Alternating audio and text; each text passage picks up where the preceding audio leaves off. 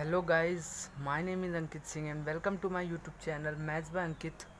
तो अभी तक हमने बहुत कुछ सीख लिया इस चैप्टर में, linear equation in two variable में। अभी इसका ये लास्ट वीडियो है जिसमें मैं पूरे कंसेप्ट इस चैप्टर के ख़त्म कर दूंगा। अभी तक हमने जो सीख चुके हैं मैं अभी उसकी एक रिवाइज़ करा देता हूँ आपको। हमने सबसे पहले सीखा कि हम लीनियर इक्वेशन क्या होता है।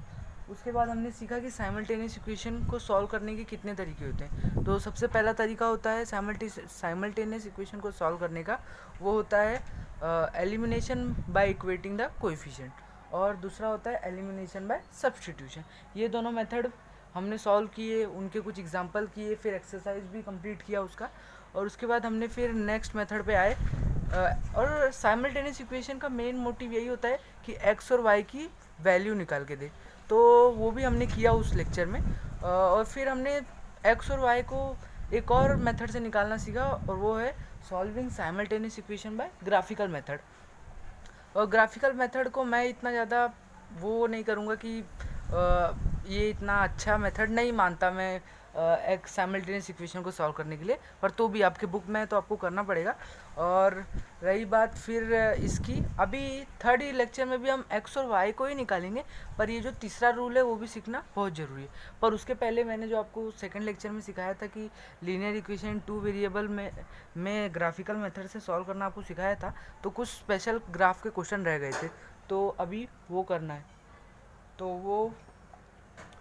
वो है सबसे पहले तो ये question, x plus 2y is equal to 4 और x is equal to 4 minus 2y। तो ये क्वेश्चन है।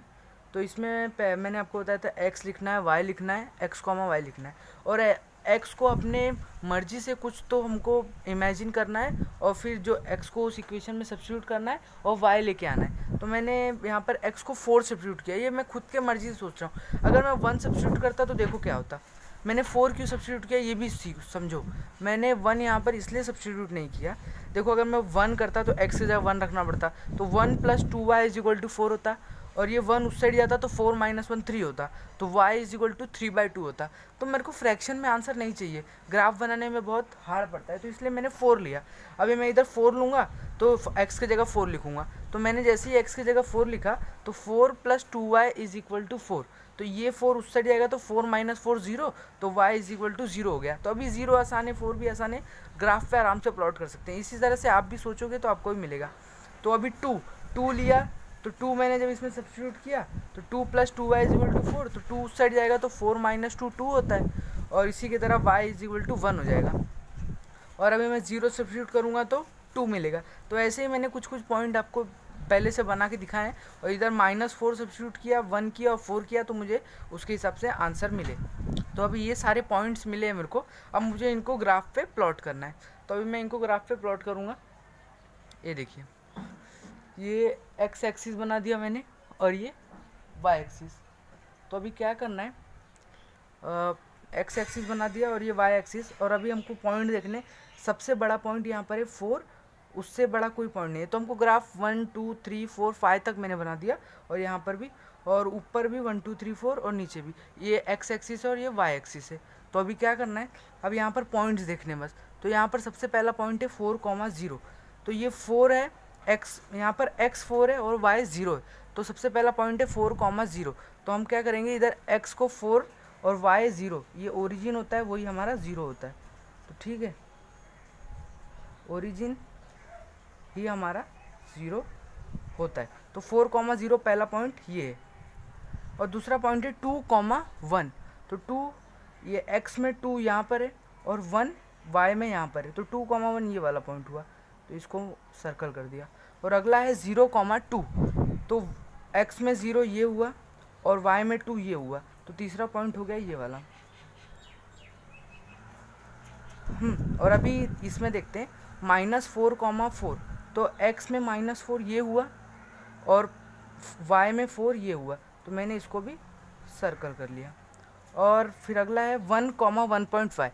1.5 मतलब 1 और 2 के बीच का पॉइंट, तो y को 1.5 लेना है, तो x में 1 ये है, और y में 1.5 इधर मिडल में आएगा, तो मैंने इसको मिडल में ले लिया है, तो ये पॉइंट हुआ। और अगला क्या है 4,0। 4,0 फिर से यही वाला पॉइंट है। तो अभी आप यहाँ पर देख रहे हो कि क्या हो रहा है। अभी ये एक स्ट्रेट लाइन, मैंने जब ये सारे पॉइंट्स को जोड़ा तो एक ही लाइन बन रही है। यहाँ पर दो साइमल्टेनियस इक्वेशन है पर लाइन एक ही बन रही है। तो इसका मतलब क्या है, मतलब कि ये दोनों जो इक्वेशन है वो सेम है। मतलब ये दोनों इक्वेशन सेम है, इसलिए ये एक ही लाइन है। मतलब ये इक्वेशन को बस घुमा के दिया हुआ है, नहीं तो ये दोनों इक्वेशन सेम है। तो मैं इसको सेम दिखाता हूँ। अब मैं 2y को इस साइड लेके जाऊँगा तो क्या हो जाएगा, x plus 2y is equal to 4। तो अब ये इक्वेशन और ये इक्वेशन एग्जिट सेम हो गया। तो इसीलिए ये इनका ग्राफ जो है एक ही लाइन बना, और अगर अलग होते तो दो बनता। तो इसीलिए the simultaneous equation of above type are consistent and will have infinitely many solution. इसीलिए इसके पास मैनी सॉल्यूशन है। इसीलिए इस इक्वेशन के पास मैनी सॉल्यूशन, क्योंकि मैंने बताया था जहाँ पर x और y, जहाँ पर ग्राफ दोनों लाइन एक दूसरे को कट करते हैं, वो जो पॉइंट होता है हमारा सॉल्यूशन होता है। पर ये ग्राफ दोनों लाइन एक ही लाइन है, तो इसलिए इसके बहुत से सॉल्यूशन, मतलब इन्फिनाइटली मैनी सॉल्यूशन। आप जितने सोच सकते हो उतने सॉल्यूशन इसके हैं। तो इसलिए ये इसके ऐसे टाइप के क्वेश्चन आएंगे। ऐसे टाइप के क्वेश्चन हमेशा एग्जाम में आते हैं, तो इसे कर लेना चाहिए। और अभी एक और ग्राफ का क्वेश्चन रह गया, उसको भी कर लेते हैं। x minus 2y is equal to 4 और 2x minus 4y is equal to 12।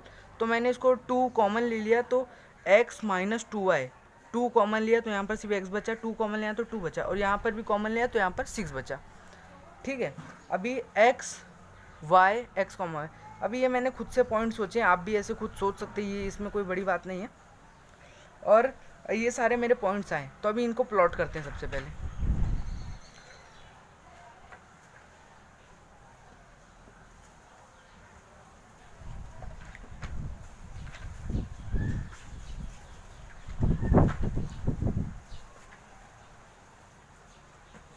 तो प्लॉट करते हैं। अभी सबसे पहला पॉइंट है 4,0।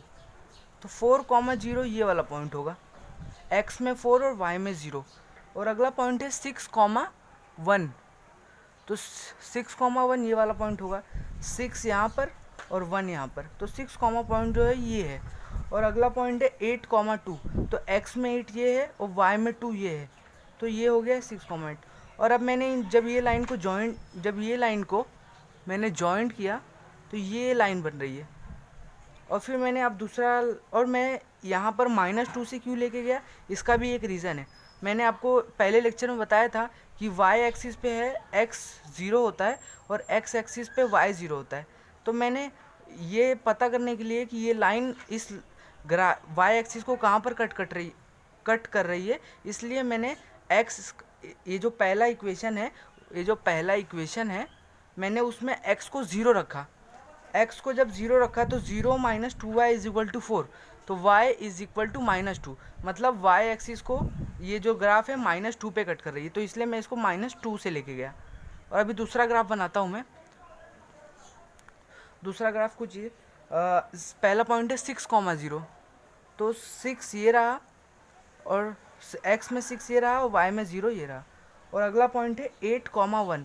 तो x में 8 ये और y में 1 ये। और अगला है x में 4 और y में -1। तो 4, -1 ये वाला पॉइंट है। ठीक है, -1 इसलिए x एक्सिस के नीचे आ रहा है। तो 4, -1 ये वाला पॉइंट है। तो अभी मैं इनको, अभी ये y एक्सिस को कहाँ पर कट करेगा, इसलिए मैंने इस साइमल्टेनियस इक्वेशन में x को 0 रखा। तो जब मैंने x को 0 रखा तो 0 minus 2y is equal to 6, तो y इज इक्वल टू -3 है। तो ये ग्राफ y एक्सिस को -3 पे कट कर रहा है। तो इससे पता चल गया। अभी ये ग्राफ मैं देख रहा हूँ एक दूसरे को कहीं पर भी कट ही नहीं कर रहे हैं। तो इसका मतलब क्या है, मतलब ये ग्राफ जो है एक पैरेलल लाइन दिख रहे हैं। तो ये ग्राफ एक पैरेलल लाइन है और एक दूसरे को कहीं पर कट ही नहीं कर रहा। तो इस लाइन को हम लोग एक पैरेलल लाइन बोलेंगे, दोनों साइमल्टेनियस इक्वेशन को। और इसके कोई भी कॉमन सॉल्यूशन नहीं है। मतलब ये दो टाइप जो है स्पेशल टाइप है ग्राफ के, तो जो अभी ख़त्म हो गया। और अगला है अभी इस चैप्टर का लास्ट टॉपिक है, वो है डिटर्मिनेंट। तो डिटर्मिनेंट सबसे इजी टॉपिक है इस चैप्टर का, तो अभी वो करते हैं। If A, B, C and D are 4 number अगर ए बी सी डी जो है अगर कोई 4 नंबर है, the value A D minus B C, मतलब ये क्रॉस और ये cross, A D minus B C, मतलब ये क्रॉस मल्टीप्लिकेशन, ये इसका इसके साथ, इसका इसके साथ, और बीच में minus, A D minus B C is represented as, मतलब A D minus B C को हम ऐसे डिटरमिनेंट, मतलब एक दो लाइन के बीच में ऐसे लिख के भी रिप्रेजेंट कर सकते हैं, तो उसको डिटरमिनेंट बोलते हैं। तो अगर यहाँ पर 1 होता, 2 होता, 3 होता, 4 होता, तो मैं इनको क्रॉस डैश करता और डिटरमिनेंट की वैल्यू आ जाती, और डिटरमिनेंट को हम डी से सब्स्टिट्यूट करते हैं। और अब डिटरमिनेंट मेथड, अब डिटरमिनेंट मेथड भी हम एक्स और वाई को ही निकालने के लिए निकाल रहे हैं। तो एक्स और वाई को निकालने के लिए 3 मेथड हो गए। सबसे पहले तो साइमल्टेनियस इक्वेशन को सॉल्व करने के लिए जो 2 मेथड बताए थे, फिर ग्राफिकल मेथड, और अभी जो है क्रैमर्स रूल। तो इससे भी एक्स और वाई की वैल्यू ही आएगी। तो क्रैमर्स रूल में हम लोग देखते हैं कैसे करना है। तो यहाँ पर लिया है मैंने, let the equation are a1x plus b1y is equal to c1 and a2x plus b2y is equal to c2। तो अब लिखा है let us solve this equation by equating the coefficient, मतलब पहले मेथड से, जो हमने सबसे पहले लेक्चर में पहला मेथड सीखा था, उससे हम इसको सॉल्व करने की कोशिश कर रहे हैं। क्रैमर्स रूल को ही हम करने वाले हैं, अभी देखते हैं कैसे।